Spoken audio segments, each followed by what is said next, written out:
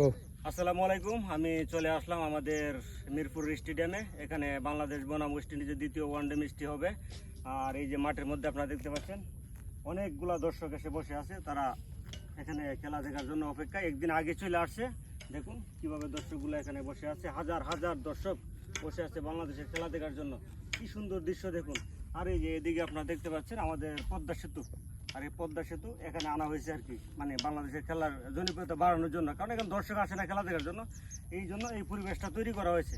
আর ওইদিকে আপনারা দেখতে পাচ্ছেন ইন্ডিয়ার পাহাড় দেখা যাইতেছে। দেখুন কি সুন্দর একটা, মানে বলার মতন আর কি, খুব সুন্দর একটা দৃশ্য। এখানে বাংলাদেশের, মানে এই জন্য বাংলাদেশের খেলা দেখার জন্য দর্শক আসে না, এই জন্য এই পরিবেশটা তৈরি করা হয়েছে। এই যে এখানে একটা আমাদের পদ্মা সেতু এখানে আনা হয়েছে, আর ইন্ডিয়ার পাহাড় এগুলাকে এখানে মানে আনা হয়েছে, মানে সরাসরি এগুলো দেখানো হবে। আর এই যে এদিকে দেখতে পাচ্ছেন খুব সুন্দর একটি বিশাল আকারের একটি এই পাহাড় তৈরি করা হয়েছে, যাতে মানুষ এটার উপরে বসে বসে খেলা দেখতে পারে। এই যে দেখুন।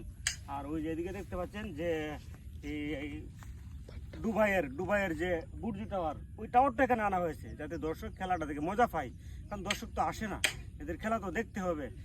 এই এত সুন্দর পরিবেশ থাকার কারণে হাজার হাজার দর্শক মাঠের মধ্যে এসে বসে আছে। দেখুন দর্শক আর দর্শক, ওরা এখানে খুব কীভাবে মানে অপেক্ষা করতেছে।